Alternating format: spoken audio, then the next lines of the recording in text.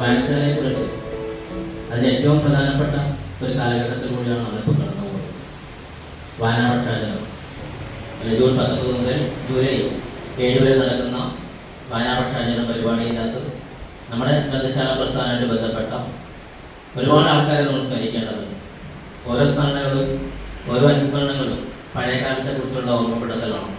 ആ കാലഘട്ടത്തിൽ നമ്മൾ എങ്ങനെ ജീവിച്ചു എന്നും ആ കാലഘട്ടത്തിൽ ഇന്ന് കാണുന്ന തലത്തിലേക്ക് നമ്മുടെ സമൂഹത്തെ മാറ്റിയെടുക്കുവാൻ വേണ്ടി ആ കാലഘട്ടത്തിലെ പ്രശസ്തരായ വ്യക്തികൾ എന്തൊക്കെ ചെയ്തു എന്നും അത് എത്രത്തോളം നമുക്ക് പ്രചോദനമാവണം എന്നൊക്കെയാണ് ഓരോ അനുസ്മരണത്തിലൂടെ നമ്മൾ മുന്നോട്ട് വെക്കുന്നത്. പി എൻ പണിക്കരെ അനുസ്മരിക്കുമ്പോൾ തന്നെ നമ്മൾ ഐ വി ദാസിനെയൊക്കെ അനുസ്മരിക്കേണ്ടതുണ്ട്. അതൊന്നും പറഞ്ഞു പോകാതെ നമുക്ക് പി എൻ പണിക്കരെ കുറിച്ച് മാത്രം പറയാണ്ട് പറ്റിയ തലത്തിലേക്ക് ഗ്രന്ഥശാലകൾ അടിപൊളി മാറ്റിയെടുത്തത് ഐ വി ദാസിൻ്റെയൊക്കെ കടന്നു വരവോട് കൂടിയാണ്. അവിടെ നിന്നാണ് നമുക്ക് പ്രത്യേകമായിട്ടുള്ള റൂൾസ് ലൈബ്രറി ആക്ട് ഒക്കെ തുടങ്ങി 1991 ലൈബ്രറി കോൺസെപ്റ്റ് രൂപീകൃതമായി തുടർന്ന് അങ്ങോട്ടേക്ക് ലൈബ്രറിമാരെ നിയമിച്ചും മറ്റൊക്കെ ആയിട്ട് ഇന്ന് കാണുന്ന തലത്തിലേക്ക് നമ്മുടെ ഗ്രന്ഥശാലകൾ മാറി. ആവശ്യം നമുക്കുണ്ട് എന്നുള്ളതാണ് സൂചിപ്പിക്കാറുള്ളത്. നമ്മളെപ്പോഴും വായിച്ചു പോകുന്നു എന്നുള്ളതാണ് നമ്മളെപ്പോഴും കാണുന്നത്. പല കുട്ടികളുടെ ആദ്യമായിട്ട് ആ ഒരു വായനശാല തുടങ്ങിയത് പിന്നീട് അങ്ങോട്ടേക്കുള്ള വളരെ ചരിത്രമാണ്. 1945 അദ്ദേഹം അഖില തിരുവിതാംകൂർ ഗ്രന്ഥശാല സംഘം രൂപീകരിച്ചത്. അത് രൂപീകരിച്ചു മുതൽ ഇങ്ങോട്ടേക്ക് ഘട്ടം ഘട്ടമായി അദ്ദേഹത്തിൻ്റെ ജീവിതം ഗ്രന്ഥശാലകളുടെ വളർച്ചയ്ക്ക് വേണ്ടി ഉപയോഗപ്പെടുത്തുന്നതിന് വേണ്ടി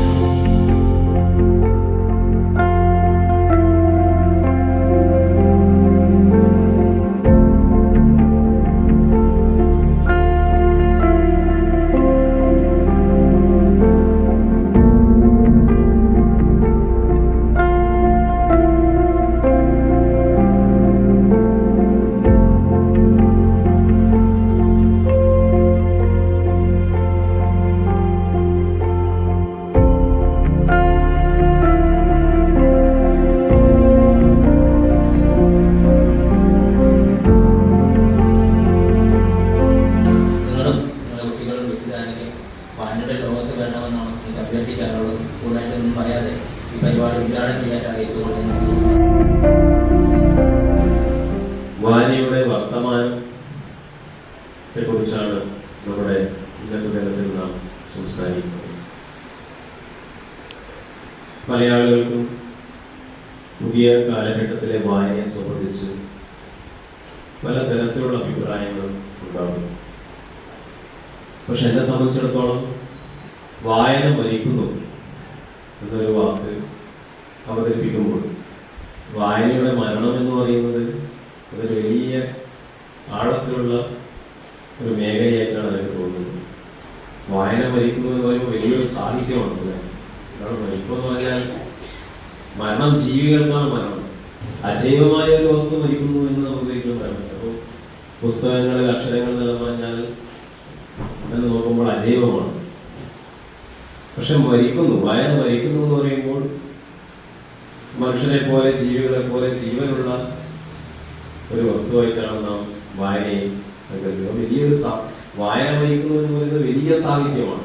ഭീകരനായിട്ടുള്ള പ്രവാര മാഷയുടെ ഒരു കഥയിൽ മലയാളി ഭ്രാന്തന്റെ ഡയറി അതിൽ അദ്ദേഹം പറയുന്നുണ്ട്, അവള് ദേഷ്യപ്പെട്ടു പോയപ്പോൾ അടുക്കളയിൽ ഉറങ്ങിപ്പോയി. അടുക്കള ഒരിക്കലും ഉറങ്ങില്ലല്ലോ, കാരണം അടുക്കളയിലെല്ലാം അജൈവമാണ്. ഉറങ്ങുന്നത് മനുഷ്യന്മാർ ജീവിതമാണ്. പക്ഷെ വലിയ സാഹിത്യമാണ്, ഒരു വലിയ സാഹിത്യം ഒരു എഴുത്തുകാരൻ പ്രതിഫലിപ്പിക്കുകയാണ്. അതുപോലെ വായന മരിക്കുന്നു എന്ന് പറയുന്നത് വലിയ സാഹിത്യമാണ്. പക്ഷെ വായന മരിക്കുന്നു എന്ന് ഞാൻ അടയാളപ്പെടുത്തില്ല. കാരണം ഈ കേരളത്തിലെ വിദ്യാലയങ്ങളിലെ കുട്ടികൾ രാവിലെ മുതൽ വൈകുന്നേരം വരെ വായിച്ചുകൊണ്ടിരിക്കുകയാണ്. അവരുടെ പുസ്തകങ്ങൾ അവർ വായിച്ചുകൊണ്ടേയിരിക്കുകയാണ്, ക്ലാസ് മുറിയിൽ വായിച്ചുകൊണ്ടേയിരിക്കുകയാണ്.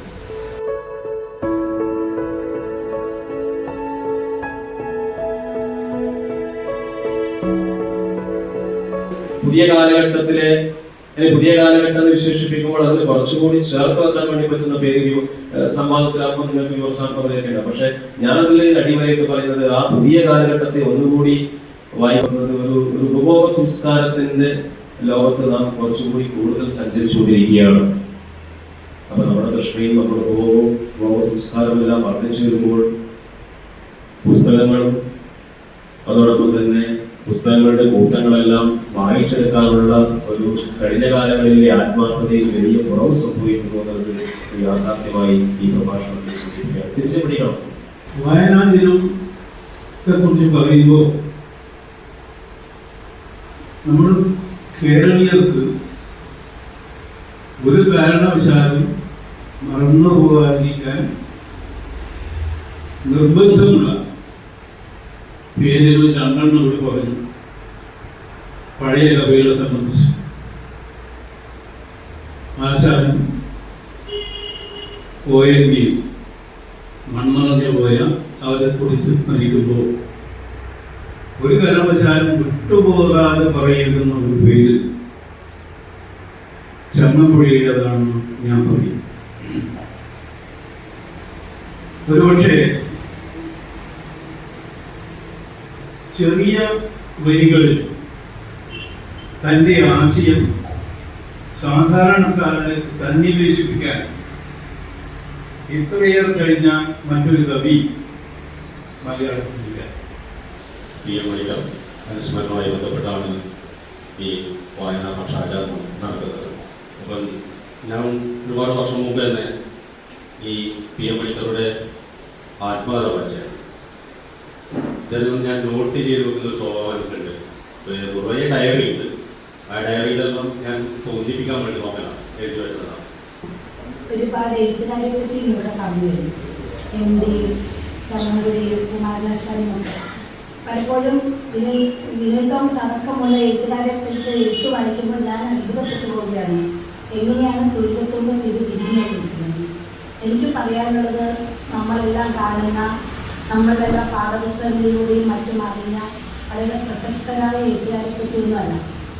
ഞാൻ ഈ വായനാ ദിനത്തിലും വനിതാ ദിനത്തിലും എപ്പോഴും ഓർമ്മിക്കുന്ന ഒരേ ഒരു വ്യക്തിയുള്ളൂ. എപ്പോഴും ഞാൻ ഒരുപക്ഷെ ചിന്തിച്ചത്, ആരും അറിയാതെ ഒരു മലയുടെ മുകളിൽ ഒന്നുമില്ലാതെ ജീവിച്ചു മരിച്ച എൻ്റെ ചെറിയ പ്രായത്തിൽ എന്നെ അത്ഭുതപ്പെടുത്തിയ ഒരു ചേച്ചിയെ പറ്റി നിങ്ങൾക്ക് ആർക്കും അറിയില്ല. ഒരുപക്ഷെ കുടിയാമല നാട്ടിൽ, ഞാൻ ജനിച്ചു വളർന്ന നാടാണ്, കുടിയാമല നാട്ടിലുള്ളവർക്ക് പോലും അറിയാൻ പറ്റാത്ത ഒരു ചേച്ചിയെ പറ്റിയാണ് ഞാനിപ്പോൾ ഇവിടെ നടന്ന ഈ പ്രഭാഷണത്തിൻ്റെ അടുത്ത് ഓർത്തത്.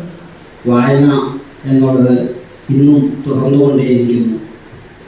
വായന തളരുന്നില്ല, അത് പുനർജനിക്കുക തന്നെയാണ് എന്ന് കേരളത്തിലെ ഗ്രന്ഥശാലകളും അതുപോലെ തന്നെ PM മണിക്കറുടെ ചരമ വാർഷിക ദിനം ആചരിക്കുന്ന കേരളത്തിലെ പ്രബുദ്ധരായ വായനക്കാരും അത് വീണ്ടും ഏറ്റുപറയുന്നു എന്നുള്ളത് നമ്മളെ വായനക്കാരെ സംബന്ധിച്ചിടത്തോളം വളരെ അഭിമാനകരമാണ്. വായിക്കുവാനെനിക്കേറെ ഇഷ്ടം, നല്ല വായനക്കാരെയാണേറെ ഇഷ്ടം. പുസ്തകത്താളുകൾക്കുള്ളിൽ തുളുമ്പുന്നു തേൻ കുടിക്കാനെനിക്കേറെ ഇഷ്ടം. ഒരു വിസ്ഫോടനമായിരുന്നു 1979 ഇവിടെ രൂപം കൊണ്ട യുനെസ്കോ. സാംസ്കാരിക രംഗത്ത്, വായന, സാഹിത്യ രംഗത്തൊക്കെ പ്രവർത്തിച്ചിരുന്ന ഒരുപാട് ആളുകൾ, ഒറ്റയ്ക്ക് നൽകുന്ന ഒരുപാട് ആളുകൾ ഒരു വേദിയിൽ ഒത്തുചേർന്ന ഒരു സന്ദർഭം.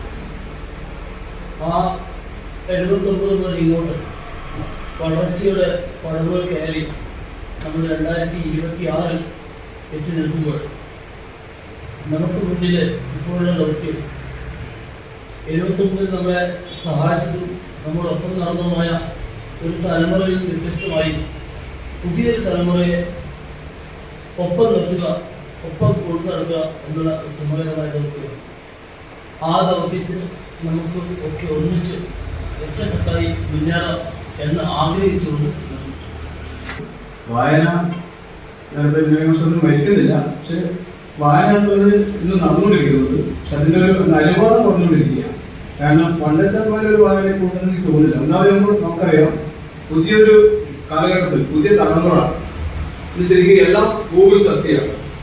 ഒരു പുസ്തകം നോക്കിയിട്ടല്ല, ഒരു പൊതുവിജ്ഞാനം പോലും ഗൂഗിൾ സെർച്ച് ചെയ്യാം. അല്ലാണ്ട് പൊതുവിജ്ഞാനത്തിൽ പുസ്തകം നോക്കുന്നില്ല. PSCക്ക് പോലും ഗൂഗിൾ സെർച്ച് ചെയ്ത് ഇതിന്റെ ഉത്തരം ഏതാണ്. അപ്പോൾ ആ ഒരു രീതിയിലേക്ക് മാറുകയാണ്. അതേപോലെ നമുക്കൊരു പണ്ട് കുറെ പ്രസിദ്ധ ജനങ്ങൾ ഇപ്പൊ മനോരമയുടെ അതുപോലെ മംഗളത്തിന്റെ അതേപോലെ ഒരു വാരികള് ഭയങ്കര വാരികളും പറയാം, പക്ഷെ അതൊന്നും കാണാനില്ല. ഉദ്ഘാടനം ചെയ്ത Iritty taluk library council joint secretary doctor A ബൈജുവിന് നന്ദി അറിയിക്കുന്നു. നമ്മുടെ വായനശാലയുടെ അഭ്യർത്ഥന മാനിച്ച് നമ്മുടെ അഭ്യർത്ഥന സ്വീകരിച്ചുകൊണ്ട് വന്ന് വളരെ മനോഹരമായ ഒരു പ്രഭാഷണം നടത്തിയ ബഹുമാനപ്പെട്ട ബിനോയ് മാസ്റ്ററെ പ്രത്യേകം നന്ദി അറിയിക്കുന്നു. ഈ പരിപാടിക്ക് അധ്യക്ഷത വഹിച്ച നമ്മുടെ ഗ്രന്ഥശാലയുടെ പ്രസിഡന്റ് കൂടിയായ ശ്രീ പി കെ ഷാജിയെ നന്ദി അറിയിക്കുന്നു. സ്വാഗതം പറഞ്ഞ ഗ്രന്ഥശാലയുടെ സെക്രട്ടറി രാമചന്ദ്രൻ മാഷക്കും നന്ദി അറിയിക്കുന്നു. കൂടാതെ ഇവിടെ സദസ്സിൽ നിന്നും ഇവിടെ വന്ന് സംസാരിച്ച ചന്ദ്രൻ, ബാബുവേട്ടൻ, സുധാകരേട്ടൻ, സ്വപ്ന ടീച്ചർ, ജനാർദ്ദന മാസ്റ്റർ, ഷൈജു, ഇവരെല്ലാവരും നന്ദി അറിയിക്കുന്നതോടൊപ്പം ഇവിടെ എത്തിച്ചേർന്ന നിങ്ങളെല്ലാവർക്കും പ്രത്യേകം നന്ദി പറഞ്ഞുകൊണ്ട് നിർത്തുന്നു.